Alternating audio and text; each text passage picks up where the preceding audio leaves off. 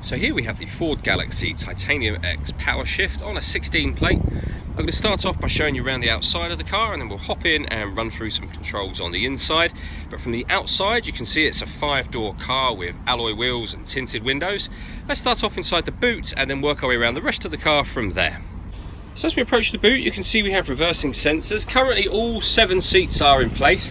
So this is the amount of boot space you have as a 7-seater. It's very easy to drop these rear ones down there. Just pull that tab on the top of the seat and that seat will drop into place, and then the same for the other one.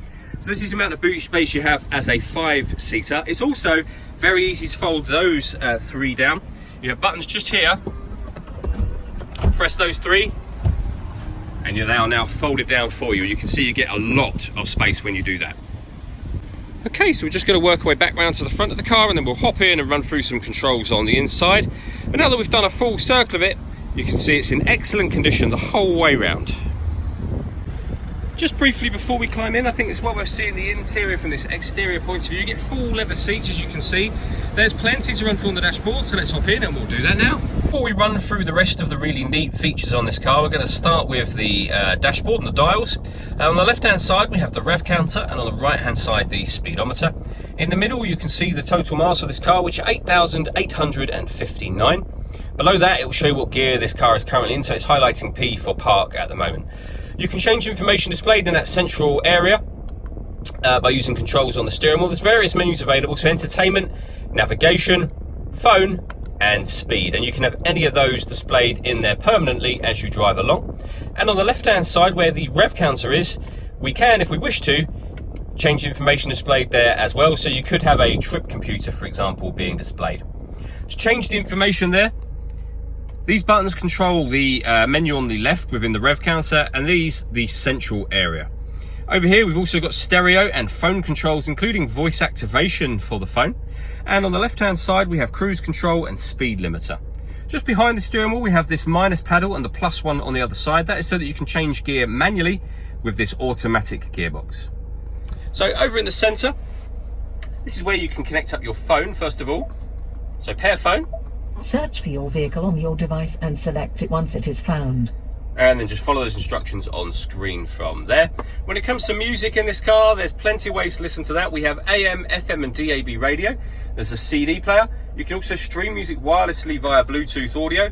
This car has also got 2 separate USB inputs, and you can plug devices into either of those and you'll have extra boxes appear up on here.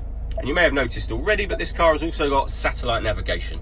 There's a full video showing how this works on both our website and on our Facebook page. And on top of all of that, we have a full color reversing camera with guidelines showing you what direction the car is headed in relation to the image that you see on the screen. And you can see the rear bumper just there. It makes it very easy, obviously, to get up and close to any item, any object, low walls, etc. You can see them very, very clearly with this camera.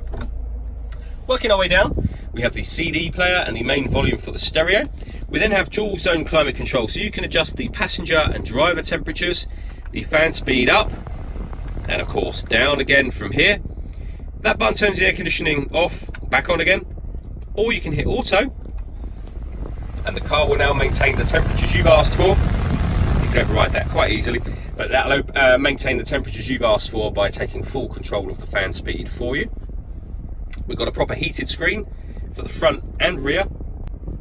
And to go along with that, for those colder days, heated driver and passenger seats, both with 3 different heat settings each. In this cubbyhole section, just open that up, we've got a 12-volt charging socket and the 2 USB inputs, the fully automatic gearbox, electronic handbrake, and then these 3 buttons here. So this one turns off or back on again the parking sensors. This one turns off the stop and start. So this car is designed to cut out when it's stationary in traffic to save you fuel. You can turn that on and off from here. And this one will do the self-parking. This turns on the autonomous park. So press that button and you can see it comes up on the screen here. This car is able to park itself either parallel park or perpendicular park. And again, there are videos showing this working on both our website and Facebook page.